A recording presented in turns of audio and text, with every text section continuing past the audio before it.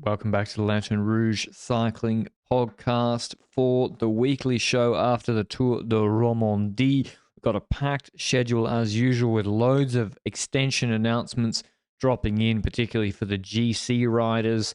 Is Arnoud back? DSM dominating in Tour of Turkey. La Vuelta Femenina kicks off, as well as some injury updates, TDFF wildcards, and Demi Vollering signing a somewhat surprising endorsement signing as well. But Romandie, Benji, this is the race we've somewhat disparaged. We did say in last week's weekly show that the start list was really, really good. How much pressure were we under after the prologue, the most technical prologue ever to do a pod, when Michael Zylard won, which is Luke. I think that Luke's favorite rider. I have to be honest. I was looking at the likes under that last podcast because we said it. We said 3,000 likes, I think, and it got close. But the problem is, it didn't get there. You didn't get there, so I'm sorry. But the rules are the rules, and unfortunately, no daily recaps for Roman, even though I low-key wanted to do so.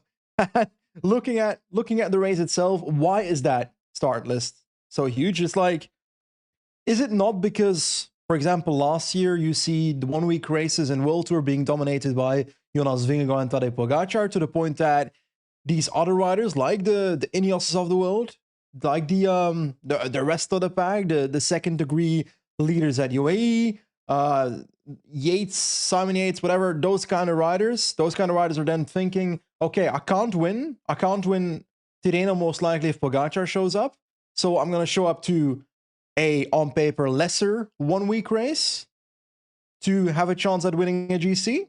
Is that a theory? Yeah, and there's also like Adam Yates missed some racing. Maybe he wasn't going to do this. Maybe he was going to do it. And so he's trying to catch up on some racing because of his injury or concussion.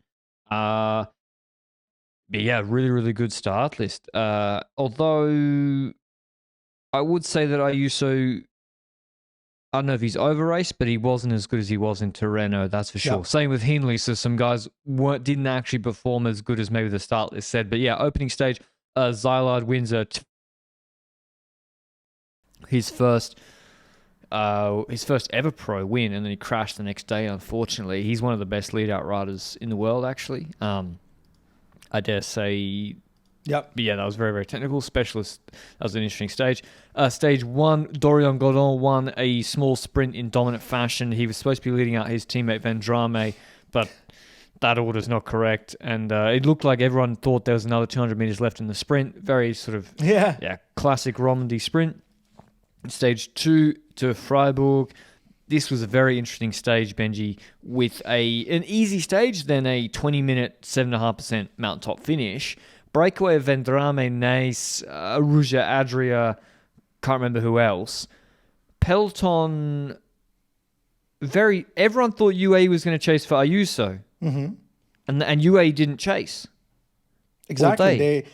They didn't come to the front necessarily, and on the climb itself, you saw that passiveness from the Peloton, which then offers opportunities for others to still come back. Like, the tempo in the Peloton was still existent, so they were still somewhat rolling along to the point that they were in reach of the stage win on the last climb. But the problem is, if no one keeps on hitting that in the Peloton, then the breakaway can keep that gap as long as possible, and then they might have a chance for the victory until we get an attack from the Peloton, including Luke Plapp and now known German rider Florian Lipovic. Plapp gets to the breakaway, and I gotta be honest, he rides at the front for GC because he had lost some time in the prologue, and in reality, he blew himself doing that to the point that he helped the breakaway survive, and it was a sprint between Van Drame and Thibaut Nys, and Thibaut Nys cleans that. So, first breakaway for Thibaut Nys in his career, first breakaway victory for Thibaut Nys in his career, and it's a mountain stage victory, which, let's be honest about it, it's not necessarily the victory I was expecting Thibaut Nys to get in this race. I was rooting for him to see potentially a win in a reduced sprint, but his positioning there seemed a bit off. Yeah, exactly. He was the best on this finish, somewhat so. Like, it was a 20 minutes at 7.5% average. He climbed really, really well. Climbed over 6 watts per kilo. Now, this was an easy stage. It was perfect conditions for high watts per kilo from everybody because it's an easy stage before. It's steady climb at a decent gradient, 7 to 9%. It starts from low altitude, finishes at lowish altitude. It's paced consistently. Plapp, really, really impressive performance from Plapp. Like, I think he did, over 6.4. If you do Edelon to 60 kilos, over 6.5 watts per kilo. If you do a 60 kilo Edelon, and he's really, really good fresh. And he finds these moments. I think Simon Yates softened the group up, and then Plapp is like, he goes in these moments where he can do his own TT ahead of the peloton. But talking about TTs, then the day after we see Brandon McNulty winning the ITT. Just on board. Okay. Just remember, Plapp drops Lipovitz. Yeah. We don't get shown the GC group. Vlasov and Ayuso, there's no real chase on the front. They miss out on bonus seconds because Vendrame, Plapp, and Naes take the bonus seconds. Vlasov was co-favorite for this uphill sprint. He's very good with Ayuso. Just remember, Vlasov, no bonies, could have taken bonies. Lipovitz sat in a chasse patate. I wanted to talk about the fact that while McNulty wins that next time trial and Ayuso becomes the new leader in the Stage 3 ITT, Plapp's time trials in this Romandie were horrible. Like, they were not good. I think he was one of the last people in the prologue. Yes, he came back from being off the bike for a while, directly into like a 2-minute all-out effort in that prologue, but also in the Stage 3 ITT, not a great result there, to the point that him riding for GC seconds on that mountain stage, like, it's irrelevant at that point, you know? It's like, if you lose that much time on the TTs, then you won't get there. So what do you think is the reason? Because I swear Giant just switched from rim brake TT bikes to disc brake TT bikes as like one of the last brands to do so, I swear. Because I swear every other brand had already had disc brake TT bikes, but Plapp was on disc brake ones now, but that's usually a positive influence. So it seems like his TT just wasn't good. Yeah, his TT, he said he stuffed the warm-up up the next day. I don't know if that meant he went too hard or not hard enough in the cool conditions. It did start raining, but then it also rained for Ayuso, who, the rain definitely affected. I don't know. Like, it is uphill at the start with a climb. Would he prefer a flat TT? He's done good TTs in Australia. I think he's done other good, maybe in U23 he did a good TT in World Champs. So he should be, because like, if he's, 70 kilos, does that climbing performance on a 20-minute climb the day before and can gap the peloton to huge watts per kilo, this is a exactly 20-minute TT effort. You're just doing like 2+2. It should mean he does a really good TT. Now, I accept it's not a flat TT. There's coasting in the descent. You got to go faster on the climb. But still, as you said, losing 1 minute and being beaten by Yanis Wozard, that was surprising. Collateral damage for Yanis Wozard. Yeah, but I mean, that guy is he a good time trialist? Not really. He's a relatively okay climber, though, a solid climber. Yeah, he's like 56 kegs. Good performances from Carlos Rodriguez. Now, Ayuso's the best of the guys in the wet conditions. And he beats Rodriguez only, though, by 7 seconds. So C-Rod, I think, absolutely sent the descent. I see that guy in Andorra, man. If it's raining, he'll be out there training, which is, he crashes as well a fair bit, but he also, like, he's good in, he can go quick downhill, Carlos Rodriguez, and he's good in the rains. Vlasov also a good TT, but yeah, it's, McNulty wins another World Tour race. He won the UAE Tour ITT as well this year, so he's having a really good TT year. Chef also a good TT. The GC, though, going into the stage 4 uphill finish, or mountaintop finish in the hardest Queen stage, the GC was Ayuso leading by a slender margin, 7 seconds on Van Wilder, 10 on Vlasov, 11 on C-Rod, and 32 on Lipovitz, so all to play for. And then INEOS Benji came out and whacked it. Yeah, Ethan Hayter at the front, being a mountain domestique with about, let's say, already at 60k to go. Is that correct? Roughly? Yeah, if not earlier. He was helping the team in that sense, and I'm looking at that classification, and we see Ayuso being the leader. So on paper, the attack ain't gonna come from UAE side necessarily. So it's on INEOS and on Bora to really try and make sure shit hits the fan on these climbs. And INEOS was the one to try and force it on the final climb. And they do have those multiple leaders. Bernal's still here. Bernal's still roughly within the sphere of GC at this point. So Bernal can make moves, which then puts other people into pressure. And the notable move in this race was, to me, Bernal attacks. And we see a response with Sivakov pacing Ayuso. And Ayuso starts crumbling. And I think you mentioned this on Twitter as well. The response of Carlos Rodriguez attacking towards Bernal because he sees Ayuso crumbling. Some people might have said, oh, he's attacking his own teammate or is chasing down his own teammate. What was your take on that? Well, because, yeah, it looks sort of bad, but actually, I was worried what INEOS would do would be to attack with Bernal. Mm-hmm. UAE, what they should have done is don't react, because there's a gap on GC, and Sivakov overreacts, and then you slow pace 20 seconds, 15 seconds behind Bernal. And then, especially if Ayuso has communicated before, he doesn't feel that good. But what happens is, as soon as Sivakov tries to get straight to the wheel of Bernal, and Ayuso's on a gap, C-Rod's like, he's fucked.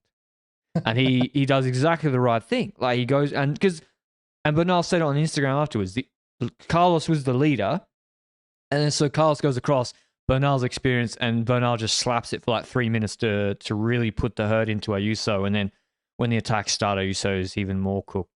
Really, really hard stage, like one of the most intense 140k stages. The way INEOS paced, incredibly impressive.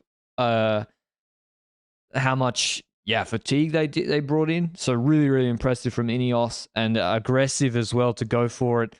The funny thing was, though, C-Rod didn't just right away. Lipovitz actually opened it up. Yeah. And that's the thing. Bora is a double-edged sword here. Bora in this race could have won GC easily. Easily. Not just on this day, but on this day as well. You have option A. Lipovitz fully chained to Vlasov. He just goes to the front, starts pacing, and Ayuso will probably drop, and Vlasov was much stronger than Ayuso, and he takes bonies. Option B. Lipovitz attacks solo and really goes for it to take time on Ayuso and try and drop the rest. They went with option C, Benji. Lipovitz goes, keeps Vlasov 5 to 7 seconds behind, but then sits on Rodriguez. Then Carapaz attacks. Is back. And Lipovitz doesn't respond and just sits in the wheel, but doesn't drop back to pace Vlasov. Yeah. It's kind of the we let the race happen to us strategy. Yeah. Without taking initiative, to the point that you end up losing on valuable seconds, which might indeed cost them GC at this point, because you already mentioned on stage 2 on the mountain stage, passive Bora. Here, initially, offensive Bora with Lipovitz, which I like the idea that they're using 2 leaders and they're using Lipovitz to attack and then Vlasov behind, stuff like that. I'm okay with that happening. But you got to pull through with that then. And the second that he can't follow, or he doesn't choose to follow Carapaz, because later he actually does make a move, right? Because towards the end, they didn't know what to do. He's on the radio. Yeah. And then it's too late. And then he attacks Rodriguez, and Vlasov's coming back with mass, and he gets across and he doesn't quite catch. If he jumped 30 seconds earlier, he wins the stage. Yep. He takes an extra 4 bonies. So Lipovitz could have won GC. They needed to pick one. Okay, yep. Florian, go full gas, go for your own GC. He probably wins GC because he finishes. He's then 9 seconds behind Rodriguez in GC, and he would have had extra bonies, and maybe he takes the 5 on the road. Option B, wait for Vlasov, pace him back. Vlasov takes bonies on Rodriguez, and Vlasov started the stage ahead of Rodriguez. I don't. It doesn't matter which way you want to go. It's also, you can say, well, you don't want to change. You don't want to chain your young guy having his best career performance to pace Vlasov back. That's way too negative. I agree. But then you got to let him off the leash. And as I said, Vlasov could have taken the bonus on stage 2. But in the end, Rodriguez just hangs on to reward INEOS work. Carapaz wins the stage. Rodriguez goes in the GC lead. 7 seconds ahead of Vlasov. 9 seconds ahead of Lipovitz. Lipovitz, by the way, on the next stage was a messy classic Romandie stage. It's looks like a sprint stage, but it was actually really hilly. INEOS had a big wobble, 20 to 25 Ks to go. They looked like they were nowhere. Ayuso starts attacking, but it looked like the rest of the GC riders were not really interested in changing positions, and Dorian got on, dust everyone on the sprint. But Lipovic's extension, Benji, Bora announced that with the Hindley extension. They must have known something. They must have seen something in his data in the last month on the training camp. Sorry, but still, the fact that Hindley and Lipovic are being announced in the same tweet from a social media standpoint, I find that stupid. That being said, Lipovic being extended, I'm okay with that. Jonas Vingegaard and Stan Omitted have been extended in the same tweet. Or the Sepp Kuss extension. Sepp Kuss has been extended. Sepp Kuss and Julian Vermont have been extended. Yeah, maybe 2 different ones next time for the guy who won the first Grand Tour for the team.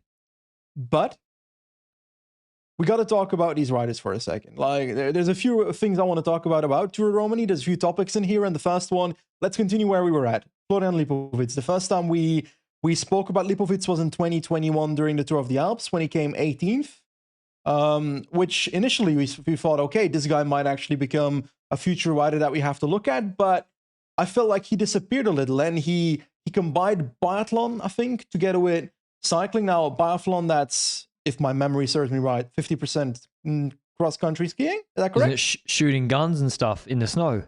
The shooting guns, and the other 50% is cross-country skiing. So cross-country skiing sounds like the kind of sport where we've seen a few of those enter the sport of cycling and be successful, is how I perceive it. So it seems like a very, not necessarily similar sport, but one that uses the same kind of physiological aspects of a human. I want to see him against Tiberi, brother. Jesus fucking Christ. Maybe Tiberi should go to biathlon. I actually think he would be really successful. But the problem is he still as successful if the bullseye is not a cat. Not a San Marinese cat owned by one of the ministers of the government. I don't know. He must. I mean, if you do that in Andorra, man, you're getting booted. Yeah. I mean, most countries, I think. I fucking hope so. Yeah. If you're anyway, not to rehash that, but yeah, Lipovic. I mean, I thought he would be a good rider, Benji, like a solid rider, but this is a big step up to where he was in even last year when he was doing really nicely in the back end of the year in summer. Yeah, I swear, was it, I don't remember which race it was. Was it Tour of Turkey where he was really good at? Or am I stupid? He wasn't really, Czech Tour he won, okay, but he beat Per Strandhagenes, who's a classics prospect, by 2 seconds in the mountaintop finish. Balialak, he was solid in Sibiu Tour. And then Turkey, he was solid, but he got beaten by Zvihov and on Babadak. He wasn't winning them. And this is a big step up. Don't know if he's lost weight. It is. Or just got, he's 23 years old. This is normal. It's normal for guys to progress and not be... This is what always used to happen, Benji. No one used to come in as a neo-pro and just smoke everybody. It's a steady progression from a talented guy physiologically. Anyway, it's nice that Bora is extending him. It's nice to see Hindley extending for 2025. Let's get that news out of the way as well. Happened as well this week, and I'm very curious where this will go in the coming weeks. Lipovic is going to the Giro d'Italia, so when it comes to GC, I'm very curious how that will happen. We're gonna have our Giro preview on dropping Wednesday, let's say. Some of the teams are usually announced fairly late for the Giro, but they're rolling in today. Because he might actually be one of the GC hopefuls then for Bora after this revelation act in Tour de Romandie. Yep. Martinez is there as well, but that combination could do something. That aside, am I worried about Juan Ayuso? And I don't know, because when he first brought him to Vuelta in 2022 I think. 22. I was like, okay, this guy is hitting it directly on the podium, feels very Pogacar-like. He also initially on 2019 Vuelta podium directly. This felt similar. But I do feel like despite the great performances in Tour de Suisse and Romandie and so forth that we've seen from this man in the past, there's a bit of a stagnation that he hasn't shot towards the absolute top, which is difficult, obviously. Sorry, but it's not that easy to start being competitive against Pogacar and so forth, but I would have expected him to have been more consistent against the likes of Carlos Rodriguez, against that level of competition. Does that make sense? Yeah, he didn't take a big, like, this is also back to the context of Angleroo, and this actually provides context to the shit show on Angleroo with Visma. Everyone thought, well, not everyone, but I was concerned that Ayuso he's such a super talent. I expected more of him in that third week of the Vuelta. Mm-hmm. And he went into that Angleroo stage not far off the other riders. Yeah. And then I think that third week of the Vuelta is really where he was like, oh, like he really he wasn't even like Landa dropped him, you know? It's not just that Visma beat him, he was also getting dropped by other guys. So the third week of the Vuelta, he didn't take that step up where Pogacar did. But he's 21 years old. His whole winter was ruined last season by his injury. He's being sent to hard races. He's done Tirreno, Basque, Romandie. Second in Tirreno, he was the best behind Vingegaard. You can't do more than that. Like, that's fine. Basque, he won. Would he have won if the guys didn't crash? We don't know. I personally don't think so. Based on his level in the... But that's by the by. He won. And then Romandie, Romandie, the numbers, he's not as good. So in my opinion, they've raced him too much. And this is not the preparation for the Tour. He should have rested and not done the Ardenne, and he should have rested altitude Dauphiné, altitude Tour. I probably agree with you. There's also the devil's advocate take of he spoke before Romandie about the fact that Flèche really hit him hard, which ruined his Ardennes, to the point that he still didn't feel good about it going into Romandie, which is an interesting thing. But then I'm also wondering, like, why ride that race then? As in, are you riding Romandie as like, oh, let's see if I can get back in form through this race? Because you can also do that by not riding Romandie. UCI points. Yeah. Well, they've got enough, man. Like, sorry, but you can give a guy But that's what I don't understand about the points. Like, it's like the fight's over. The guys everyone else on the canvas 6 rounds in, knocked out. UAE are winning the UCI. They could take a month off, 2 months off. It was expected before the season. Yeah, but the gap is huge. There's no need. They'll do it by default. So I agree. Like, but that's 2020 hindsight. Maybe he comes to Romandie and wins, and but he comes 5th. But I agree. Like, I still think. I mean, listen, the guy's 1,800 UCI points by the end of April. 21 years old. He's doing pretty good. Yeah, I think I'm not worried about one Ayuso. I think with a different preparation, and Tirreno he was really and we just spoke about Lipovic, who is on paper not one of those like generational masterclass talents that just shows up and beats everyone in the U23 ranking like Ayuso did. And he had basically a year and a half, Lipovic, where he wasn't performing at that super level, to the point that we were like starting to doubt whether he would show what he is showing now, because he made a major step up. And like, it can be that Ayuso suddenly has the click of like, okay, now consistency across the board, stuff like that. Maybe it was Flèche, as simple as that. Maybe Flèche just hit him that hard that he's still fucked from it. But once Pogacar improved. Pogacar improved from 2021 to now. So like, yes, but Van der Poel improved. Pogacar is a special guy because he improved from winning the Tour. Yeah, exactly. He's already pretty good, no? Yeah, true. But Lipovic is a great success story. It's like, okay, if you have the most money and you sign the best riders from Neo Pros and then they're good, I mean, congrats to you. It's still not easy, actually, to do that. Like, what UAE are doing with Del Toro and the others is not easy or a guarantee. That being said, it's also nice to see Bora taking a guy from a different sport, progressing him slowly, getting the rewards for that, then extending him. Yeah, of course they have money, but the reason Bora have Lipovic is not because they had the most money at the time. So, like, really hats off to them. It's nice to see that sort of progression. We should speak about Rodriguez and INEOS. Yes, we should. Because, like, a few weeks ago, we were honestly worried about INEOS because their will to wins were not coming in. Like, across the board, 0 will to wins. And then it started hitting. And we've now gotten a few Welter wins in, Pidcock and Silvolve winning Amstel.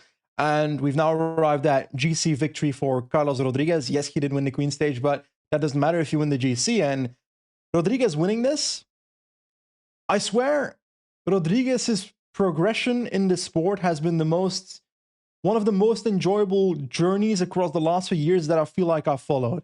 Because I swear for the first few years at INEOS, I was always looking at Vuelta a Burgos, Lagunas de Naya, and every year he had a better results on that climb compared to the year before. To the point that we last year then had, was it Valenciana? It was a Spanish race. Valenciana for Rodriguez. He probably did it. He's or Andalusia. It was... I don't actually remember which race it was. He was fourth in Andalusia. Yeah. I vividly recall enjoying his performances there. Then we had the... El León de Almunecar. Is that his nickname? I think that's not even... I didn't even make that up. I'm pretty sure that's his official nickname. Let me see if I got the town right. What a nickname. Jesus Christ. I know the Spanish guys. El León de Almunecar. Yeah. Almunecar's lion. That's pretty cool. No, the Hispanophones always have the sickest nicknames. I was 2 years ago that he got third in Valenciana, by the way. But who is he? Is he just a pure GC guy that's good on hard stages? Yeah, he's not a sprinter. He's not a TT. Dude, he has a 500. He can't even attack. It's crazy. Like he's legit pure diesel. Like he's got like a 500 watt cap. The thing about Carlos Rodriguez is that his ascending's fucking good. You mentioned already this podcast. His climbing's good, arguably very good compared to most of the peloton, but it's not at the level yet where he can compete with the higher ups on a one-off every now and then. So I'm seeing him as he's just a podium candidate for the Tour, eh? I mean, just a podium candidate for the Tour is not too bad. Yeah, not too bad, eh? But bear in mind, they nearly lost this guy because they didn't extend him properly. But they didn't. They re-signed him, and they're getting the rewards. And that was a fantastic team performance from INEOS. Like, from start of that stage to the end, pacing like that, the attack with Bernal. Maybe credit to Bernal as the road captain. It was fantastic. It was just, I really enjoyed it, actually. And to see Rodriguez win was fantastic. And what I like the most is that yearly progression. Like, getting fifth at the Tour, I believe that he's going to have a better result at the Tour this year. Because every year he progresses, there's probably going to be a limit. At a certain point, you got to hit a ceiling at some point. But I don't think he's reached that ceiling yet. There's areas he can still improve. He's 23 years old. So I'm looking forward to see what this guy has to offer. I'm looking forward to what he does at the Tour de France. But we won't see him too much more before the Tour de France, probably, if I'm guessing. Yeah, 23 years old, Vingegaard, his best World Tour GC result was 26th in Polonia that season, 9th in Deutschland. Yeah, he was much later into World Tour, though, through Kopecky. Yeah, okay, but I don't think Vingegaard... Okay, everyone's like, he was a fishmonger. Yeah, but he was training, like... He wasn't just fucking around playing video games. No. When he was 17. Fucking around. Yeah, he was still training. Yeah, but I just say, like, guys can improve from, like, Rodriguez. He can keep getting better. Now, as you say, do I expect him to suddenly climb with Jonas with Jonas and Poggi on Puy-Marie? No. I agree, but I also see there is more of a limit because Vingegaard entering at a later phase into World Tour means that he also gets that upgrade of a new environment, a World Tour environment, that World Tour support at a later age, while Rodriguez had this from the age of 18. So the gradual progression is there, but it's unlikely that he's going to have that boom. He's now riding 100 watts more per climb. Yeah, he did his first altitude camp. You know, like, it's not going to be stuff like that. Like, he never did an altitude camp before. He's probably been doing it for 4 years. Yeah. I agree. But still, very, very nice to see his progression, and I can't wait to see him at the, probably do the Dauphiné Tour.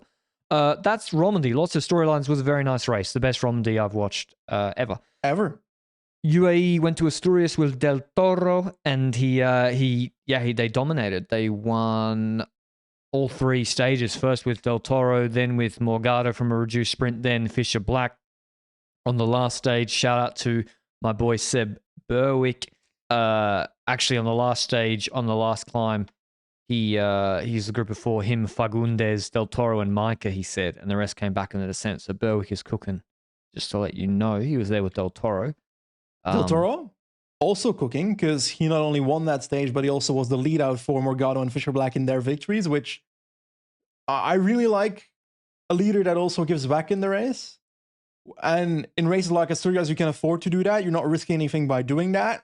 And like you said, it's not, yes, UAE has the money to get these talents from a young age that other teams are fighting for but can't afford. But also, like you say, it's not that easy to actually make it work then, because every now and then we see one of those talents that doesn't make it through because he might not have the support, the necessary support. But also, Del Toro's not, Del Toro is not coming from a European roots, which also makes it that him moving from where he lived in the past towards now living a more European-centric life, those adjustments for a cyclist can, or for a human, can also affect their professional lifestyle. So that's also one of the areas where UAE, what, sorry? Look at Alejandro Osorio on Bahrain. Yep. Disaster. Yep. Hey, at least it didn't shoot a cat. Yeah, true. Well, I mean, it was worse. He's not in World Tour anymore. Wow. For him, it's worse. But yeah, it's like fair. The integration and matching gets these guys in, and it's not to have them all performing like this. They're all performing. Morgado and Finn Fisher Black is performing really, really well. Yeah, but the day Morgado doesn't perform is the day he doesn't have a mustache. Like, generally, I think that mustache gives him the what's. Yeah. Possibly. I mean, that guy looks so old. I feel like every time I see a picture of Morgado, he's staring into the depths of the shadow realm. I've never seen that guy crack a smile. Every race he goes to in Flanders, he's like, I don't like Flanders. He's like, fucking hate classics. And then he gets 5th in RV. Yeah. Anyway. But yeah, UAE, they won Asturias. Del Toro was scared to go to the sprint with Berwick. That's fine, I guess. Well, he was. He waited for Finn. Yeah, and Finn won the stage, so... Yeah, it was the right thing to do, I guess. Del Toro would have won anyway, to be honest, in my opinion. Maybe. Sorry, Seb. Yeah, maybe. Arnoud Delis, he's back. Wins the Famenne, the Lotto Famenne, Ardenne Classics. Suspiciously sounds like Lotto Farming Classic. Farming some points over here. He recovered from his Lyme disease. Oh, I can't make a joke. Can I crack a joke or not? Yeah, is it play on? Okay, his Lyme disease doesn't. If it's not a World Tour race, the Lyme disease doesn't affect him.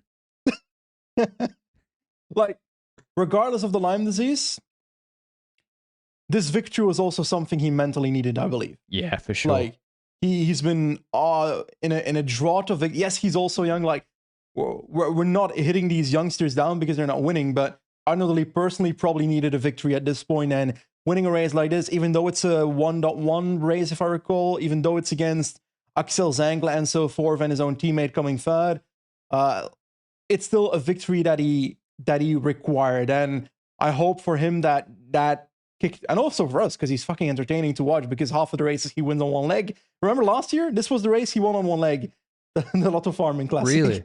Like, literally on one leg. I thought it was later in the year last year. I don't know, but I checked back and it was this one. But you're right, it was in October last year. They moved it up. They needed to get him a win. I'm not super confident in the lead at the Tour de France, because I look at the Tour de France, pure sprints, he ain't gonna do it. So he needs to do it from gravel stage, a reduced stage, a gravel stage, a breakaway vibe. Like, there's not many of them. There's not many of those. Last year there was 2 in a row, stage 18, 19. There actually isn't many of those roulette style stages this year. Yeah. I don't know. It feels like Biniam Tour de France last year. Binny's a better bunch sprinter, honestly, and he has his own problems in bunch sprints, and Delis are worse. So I agree. But anyway, it's his first win of 2024. You're right, he needed it. Lotto's team was very, very strong. Maxim van Gils, Raul just put an article up on lanternrouge.com this morning. Maxim van Gils at the time of writing was the 6th highest point scorer in World Tour. Maxim Really? van Gils, yes, dude. He has 1,680 UCI points. He has top 7 every one-day race he's done, except for Amstel Gold, where he was 20th. He's 7th in San Remo, 3rd in Strada, 3rd in Flèche, 4th in Liège. This guy is an elite one-day racer. Like, elite one-day racer. No, he's not Pogacar, but man. To the point that I believe if Van Gils rode RVV this year, he would have top 10 easily. I think so, yeah. He's good in the shit weather. He can position in the hard himself. Ones. Yeah. I agree with you. You know, he looks like, to me, he looks like a sort of upgraded Benoit. I'm thinking about the analogy, and I'm trying to figure out which rider I would compare him to, and I can't really figure one out. I'll think about it. Benoit, I don't see it yet. His sprint must be okay. Yeah, he won against Vlasov in that Mallorcan challenge, no? No. Was it Saudi stage? No, he never won a sprint. Was Van Eetveld? Yeah, never mind. Yeah, it was Van Eetveld. But then you see him yesterday, and Zangler went way too early. Actually, Van Gils and De Lee were sprinting against each other, and De Lee actually closed Van Gils to get to Zangler's wheel. But Van Gils beat Riley Sheehan and Hofstadter. Yeah, okay, yeah, it was an uphill drag, but he can sprint. So he's got a sprint. He will win races in sprints. Yeah. But yeah, Zangler looking good. Riley Sheehan, he's just a good rider. I can see he did the Tour de Brisbane on PCS. That I need, if Riley listens to the podcast, I need that to be explained. After Roubaix, he went to Brisbane. I don't understand. Tour de Brisbane is it's a national like race for like club and Conti guys in Australia, Benji. I don't know. I saw it on his PCS. I was like, what the hell? So I need that to be explained to me. If he has a girlfriend there, is traveling or what? For the Denver Disruptors, is that as his NCL team? NCL team? I think so. It doesn't make any sense. Doesn't make any sense. DSM dominated the Tour of Turkey. They won with Jakobsen. Tobias Lund Andersen won 3 stages, and Frank Vandenbroek won the mountaintop finish, which also meant he won GC after Paul Double was very generous, pulling the YOLO rider. Cantor also won his first race in his career, stage 2 sprint, and Lonardi won stage 3 after Mount Popple was disqualified. So there was like 6 sprints. Stage 8 got cancelled because it was wet in Istanbul, I think. And Benji, you have a story on Frank Vandenbroek. Yeah. So I've got roots in Pro Cycling Manager, as most of you might know at this point. To the point that I've been in communities that were players of Pro Cycling Manager. And one of those communities was like a Dutch community on Skype back in 2015, something like that, 2015, 2016. And the likes of Noah Van Putten, who tends to post like these stories about the iceberg stuff on Twitter, where he delves old stories out of cycling and posts them on Twitter. But also there was a guy called Kast 2001, Kast 2001 with a C at the start, and he's got a YouTube channel where he posts vlogs of his races locally in the Netherlands. And I swear I've seen loads of those, to the point that a lot of them included Frank van den Broek between 2019 and 2023, riding local races in the Netherlands. So if you're curious in Frank van den Broek's history, there's like plenty of like storylines there where it's really interesting to see how he progressed since then. Because I swear initially this year I was thinking, okay, this guy, he looks like a rouleur, bit of a classics type, but then he's winning mountain stages, and I'm like, okay, Jesus Christ. Yeah. Where's the limit? Just let's hope he's not like his namesake in the end. But hopefully he has his talent, Frank Vandenbroek. But yeah, he looks really, really good, and they've got him locked up, I think, DSM for ages. He was good if you went and watched the Dutch National Championships last year, you'll see 2 riders who might be now familiar to you in that selection. Frank Vandenbroek was one of them, actually, being quite aggressive in that move, and he signed to the end of 26. And also Bart Lemon was there, and maybe that's where he got noticed too. So I can't wait to see him. Paul Double's a curious one. So Paul Double's a 27-year-old, kind of a journeyman around the Italian club scene. He was on Human Powered Health, and then Human Powered Health collapsed, and then he got a lifeline at Polti Cometa. He's their best rider, just about. He's got he's climbing really. Yeah, Piganzoli, yeah, más o menos. And he came third in GC here, so .pro race. He's climbing very, very well. He was good on Pratidativo in Abruzzo, but they announced their Giro team. He's not in it. If I could just look down, which is just insane. Like, if they don't take him to the Giro for some other, like, Andrea Petrobon, like, then what the fuck are they thinking? But I guess he's not Italian. But yeah, he should be in their Giro team. If they don't take him, they're shooting themselves in the foot. He's a really good climber. And I think he deserves a shot on a World Tour team, to be honest. That's all. And it's good to see Kudus on Terengganu being good after he bounced out of World Tour. He was second on the stage. Frank Vandenberg beat him in the sprint. La Vuelta Femenina started yesterday. It had a team time trial. Trek, very dramatic. They crashed in the final corner. They were going to win easily. They were going to win by like 15, 17 seconds. Van Dijk crashes and then holds up Riolini and Spratt and Dijkman. Chapman and Longoborghini are two riders ahead. They have to wait because you need to cross the line with 4, and then Riolini catches up with them. They still win by 0.02 seconds. I mean, that's the closest margin of victory I've seen in a long time. Van Dijk can continue, but very exciting. The best 7 teams are all within 10 seconds, so very close. Today's a sprint stage as well. We do have Vollering here with Niewiadoma, Riolini. It's a pretty stacked.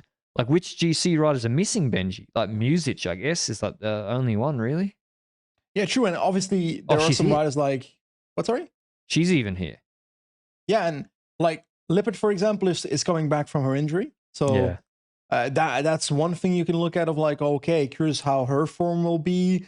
You've got Utter Ludwig that isn't here yet because she's still returning from her injuries. And the most important riders are here, to the point that I actually firmly believe that Vollering will win this race with Reusser back by her side, which I think is a very important factor.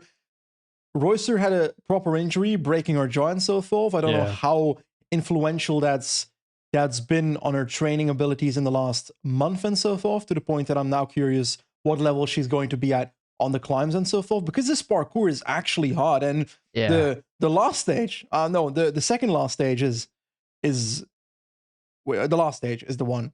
The last stage is a really hard one. It's like, it's 90 kilometers, so it's not long, but there's 2 climbs in there, 13.2k the Mortuera. We've seen this a few times in the Vuelta, I think, 6.3%, and a finish on 10 kilometers, 5.8% Puerto de Cotos. Like, these are not 10% climbs, but reality is difference is going to be made on this. Yeah, and it's definitely enough to do damage on. And I feel like we've had a few weeks now, like a week and a half roughly, since the previous classics, to the point that by the time they hit this, I reckon Vollering will be all Gucci to destroy people here. What's your take, Riolini?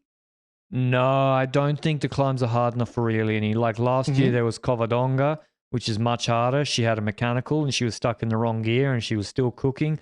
Okay, yes, I agree. The women on 7% really can make a big difference, but it's still 7%. And I think it suits Niewiadoma and Vollering more than her. You also have some punchy stages. So stage 5 is actually 3.2K's 8.2% finish. I mean, that should be fine for her because actually, 10 minutes plus, but it's still better for Vollering and Niewiadoma than La Vinuesa. The Vinuesa finish also not that hard, better for Vollering and Niewiadoma. What my interest is, comparison of stage 7 compared to the 3 kilometer 8% climb you mentioned. So stage 5 versus stage 7. Stage 5 is 3 kilometers, the other one is 700 meters at roughly 7%. 700 meters, it's roughly 7%. That's half an uphill sprint, but hard enough to the point that the likes of Lippert and Niewiadoma come into play for the victory. Yeah. Lippert on paper is really good on this. Lippert would be the favorite, I would say, without Ludwig. Ludwig also good on these, but she's not here. Yeah. I'm wondering what, when you look at Niewiadoma for the 3 kilometer 8% climb, is that just too long? No. Niewiadoma is second best climber in the world. It depends on the parkour, I reckon. Well, if it's a climb, she's the second best. Because we're talking about Realini existing as well, Vollering existing. I don't know if you put them all at the foot of the Tourmalet, who comes in second. Vollering, if on paper, first at peak. Yeah.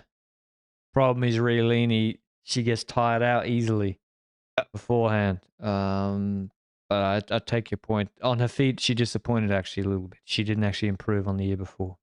And yeah, she has her limitations, but I can't wait to watch. It's going to be a great race. I'm covering it with daily highlights on Lanterne Rouge YouTube channel, and I agree with Benji that really Vollering should clean this up if she's in good shape. It's a good parkour for her, and they didn't lose too much time in the TTT. She also, while we're on Vollering, she signed a deal with Nike, which is, I mean, just to let you know, like women's cycling is in a pretty good place. Like salaries have gone up massively.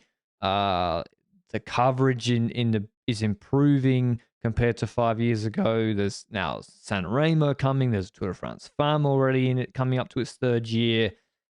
I think it's in a really, really positive place. And there's also other riders are improving. It seems to be a deeper field. This year's been really exciting. And this is another sort of data point in that Nike are looking at Demi Vollering and saying, we would like to be on board with the Tour de France winner last year.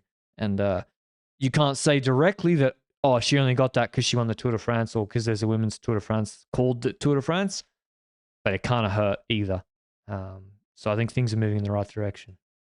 I think so as well. Now, there's going to be a point where we see that switch towards not just the top rider being that, but also some other endorsements of like nationalities. Like, for example, if a certain rider, the best rider in a certain country, is getting endorsements, that's the next level for me. Does that make sense? As in, first you have the top riders in the sport, then endorsements on a national level for the best riders in that region. And that's, I think, the next level in that aspect. And I think we see this in other sports. We see this in cycling. We see this in women's cycling now. I'm hoping that this expands, and I hope she gets the bag from this, because it's pretty cool to see. Yeah, I hope so too, and I hope there's more of that. But yeah, I wonder who will be next. Who will be the next big star in women's cycling? There's a few contenders. It could even be someone that we already know, also, like Lippert, who improves. I think there's probably also a few that we don't necessarily see, because, for example, I reckon Kopecky probably has like a car from a brand at this point. I vividly remember seeing an HLN article in the last 2 years about something like that. So there's probably riders in the peloton, and she refuses to give Demi Vollering a lift anywhere in it. Jesus. Talking about Kopecky, we'll get onto that now. Lotto Kopecky is skipping the Tour de France Femme because she prioritizes the Olympics, where the Omnium Olympics race. So if you don't know what Olympics are, if you don't know what Omnium is, that's the one. Yeah, I actually don't know. Can you explain it? What an Omnium is cyclists on track right in this little circle thingy, like an oval is how I'd say it. Why the fuck am I explaining what track cycling is? Omnium is a combination of different disciplines on that track combined in one point system across those 3 things. Oh, so it's like pentathlon. Yes, but just all but cycling. Not athletics and not. And what is that? 5? 5, yeah. I remember because I swear League of Legends had like a pentakill back in the day. So she's doing the Omnium. Cool. Yeah. Story over. Yeah, sad for us. Yeah, sad. Like we're not Olympic shills. So like we want people to do road races. So like Ghana skipping classics to focus on the Olympics. Obviously, we will not endorse that. I've been roasting the Olympics on this podcast for ever since we began. Ban them. Yeah. And I also understand if you're an athlete that winning a gold medal or a medal in the Olympics is a huge deal. that goes much beyond just the cycling world.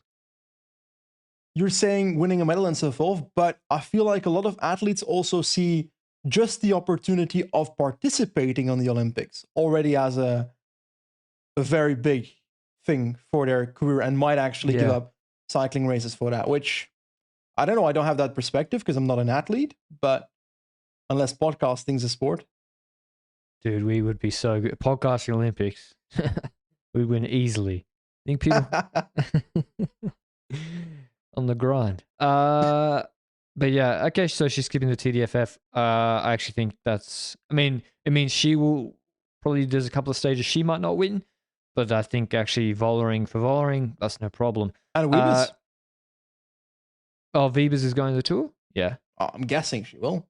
She's been training the house down in Girona. So, yeah, she'll be climbing well, I think.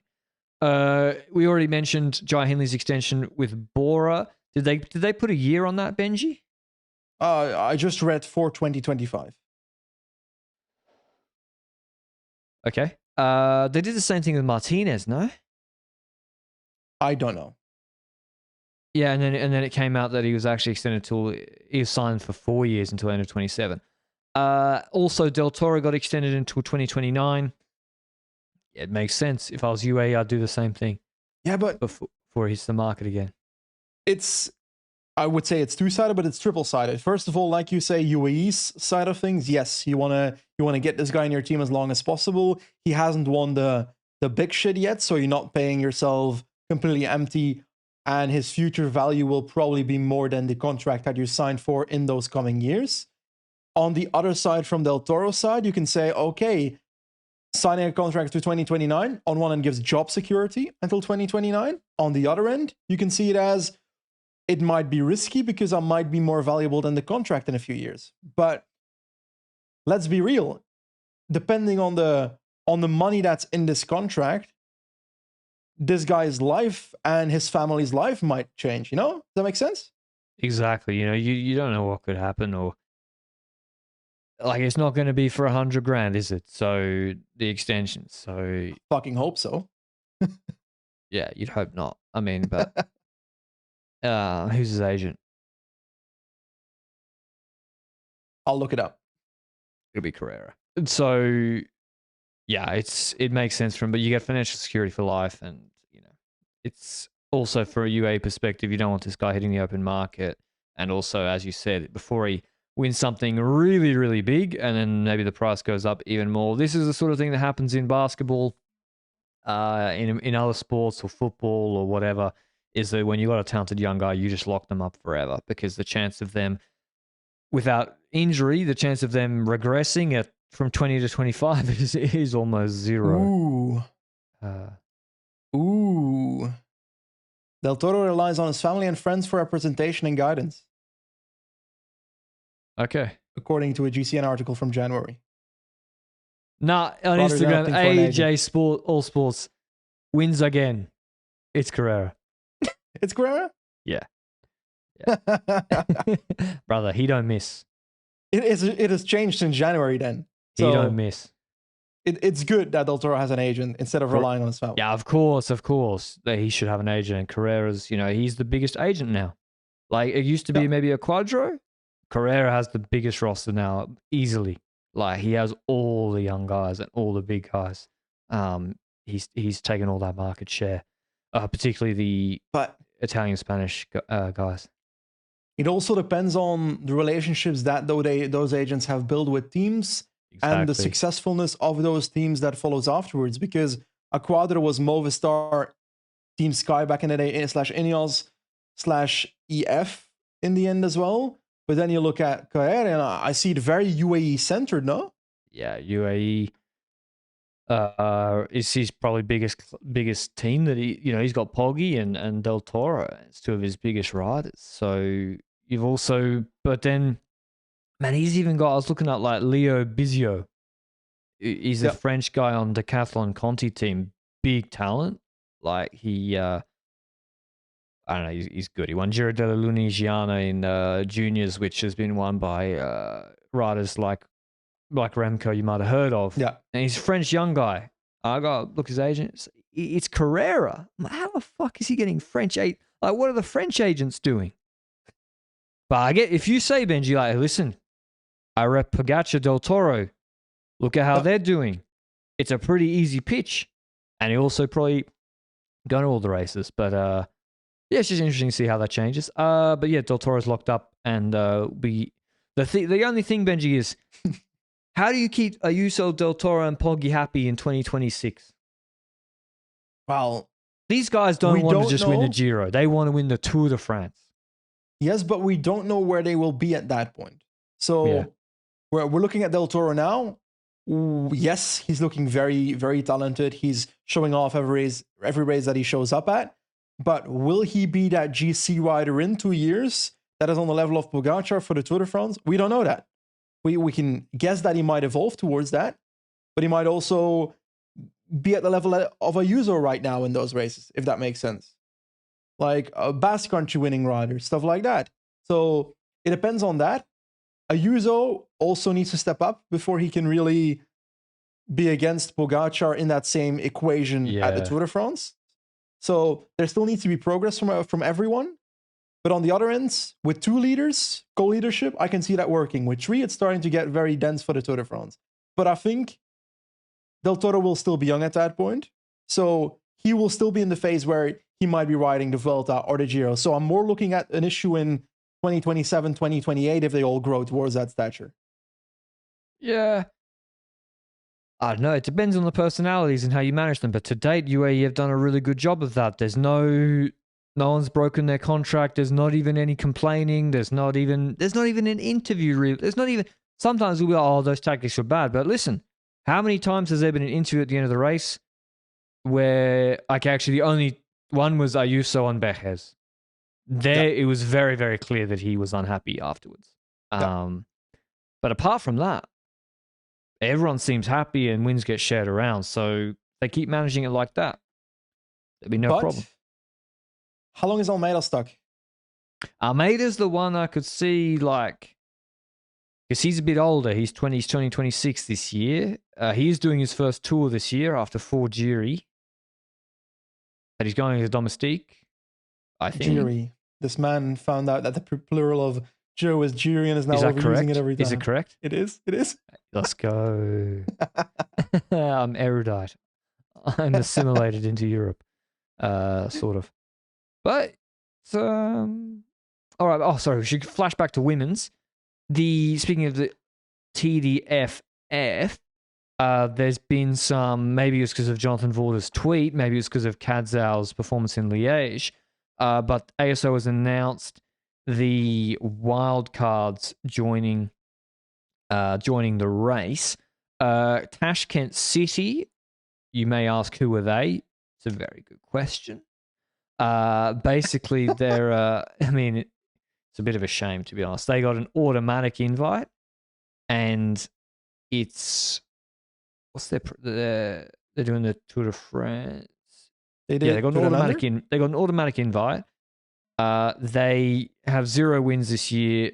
Last year, they have a 1.2 win, which is not a pro race, a stage, or a one-day race, and then 4 national championship wins. In 2022, they have the same, a 1.2 win.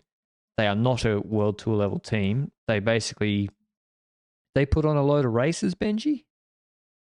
So, like, you know the story's been around for a while now.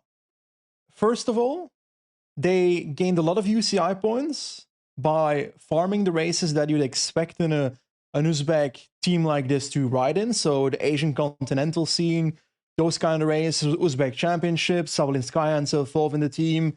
Those are the kind of races that she can score points in, and that's exactly where they scored loads of points in 2023.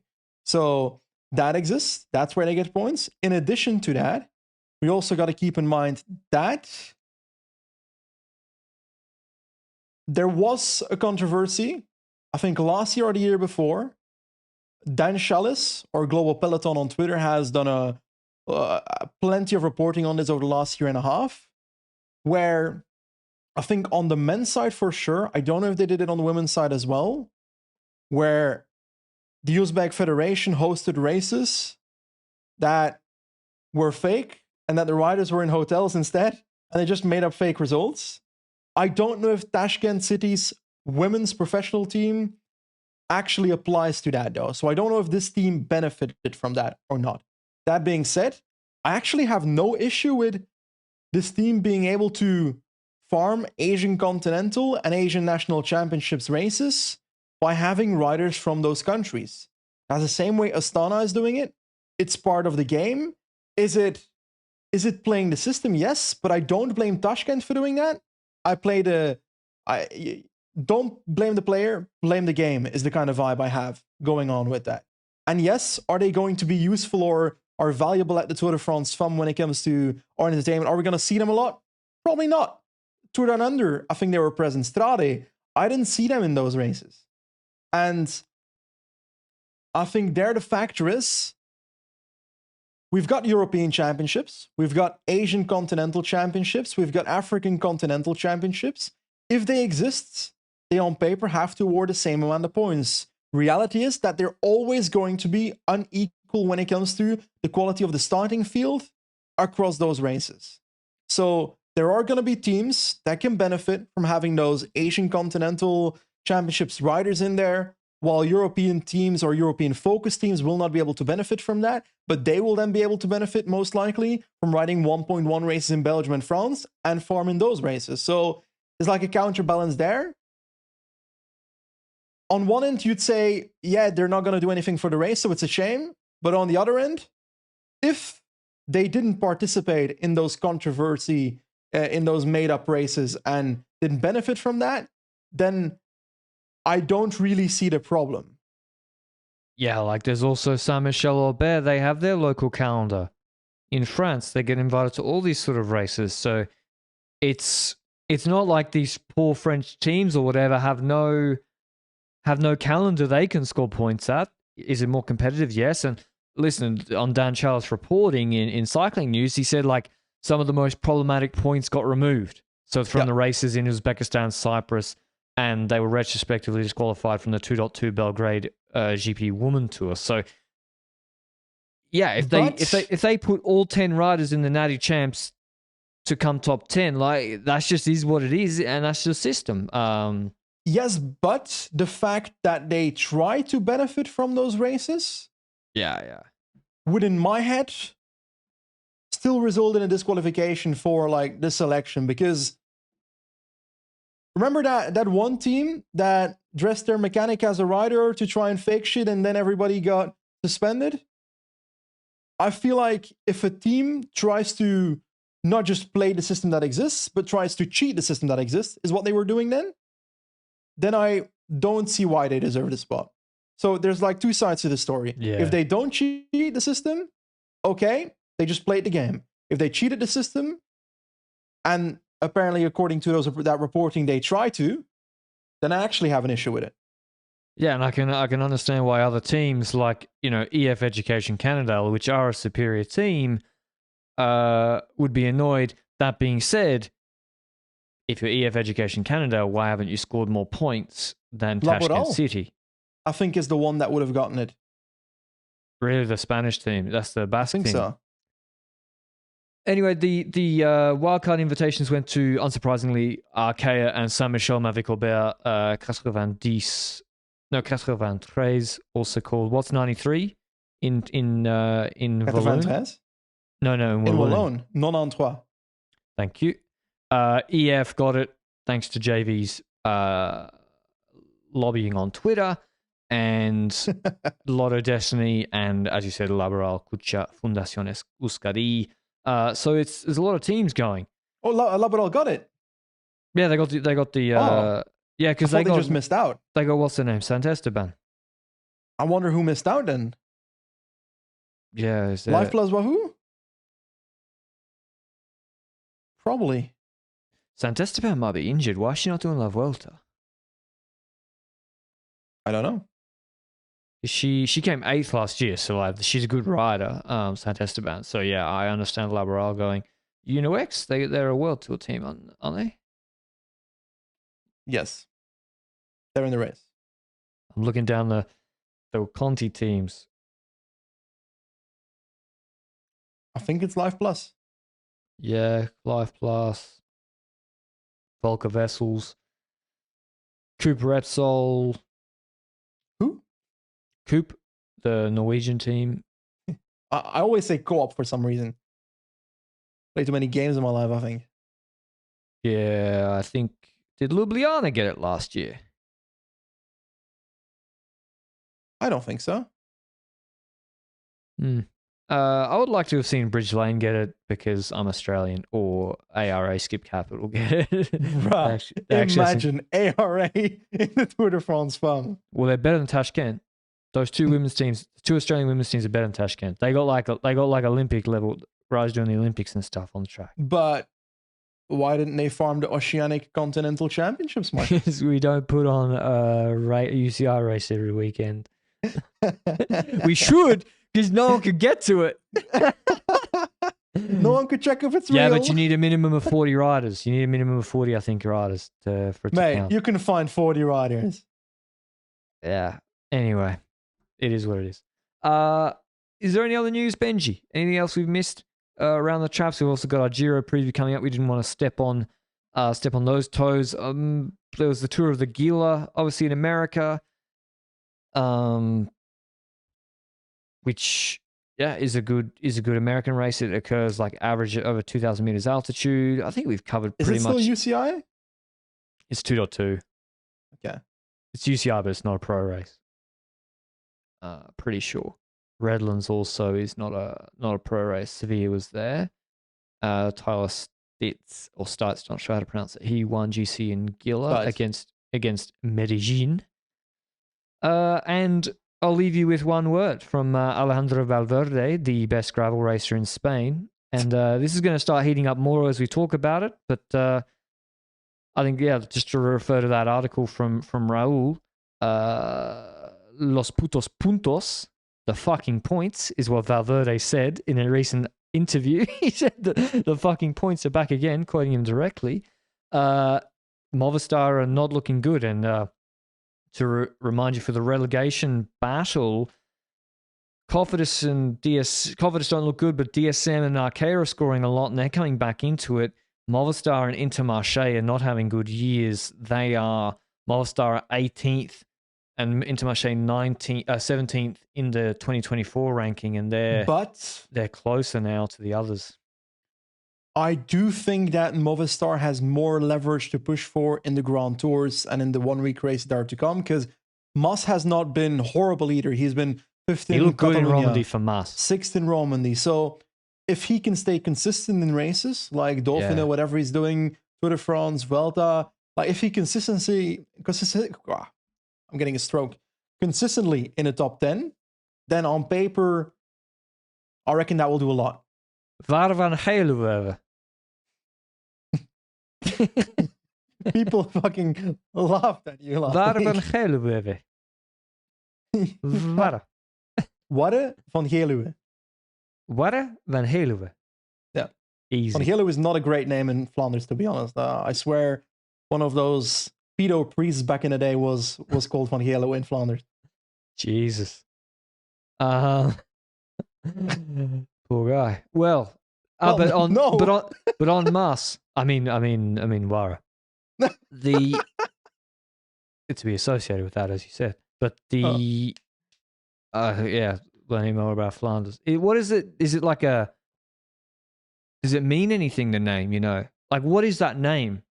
Like, when you look at a name, Benji, can you tell that's a West Flanders name? That's an Antwerp name? Like, is there things like that? It's hard to decipher whether it's from this province or this province in Flanders. But if it's Flemish sounding, it's in Flanders. Otherwise, it's in Wallonia. That's the notable difference between the two. But then again, you've got the problem that you can't tell where he's from. Van Eetveld is from Flanders. I don't know what area he's from his name. What about Philippe Gilbert? Eetveld means eat field. Eat the field? Eat field. Okay. But yeah, you're right on Enric Mas. He, even like in the Grand Tours, they changed the point system. If he comes 4th, 5th, not in GC, even in stages, not winning the mountaintop sprints, but just there or thereabouts, you actually get a lot of points for that. So Movistar they'll be hoping, kick back up. But certainly the points are back. And that's going to be something that's going to become, especially the second half of this year, a lot of teams are going to start focusing on the points a lot, even in advance of next year. So they're back, and we'll keep you updated periodically on those points. But hope you enjoy the weekly show. Stay tuned for a big Giro preview tomorrow. Benji's going to say Pogacar can't win, so you have to tune in. Wait. Yeah, exactly. That's forecasting what he might say. So we'll see you with that on probably Wednesday morning if we have all the teams announced by then. But until then,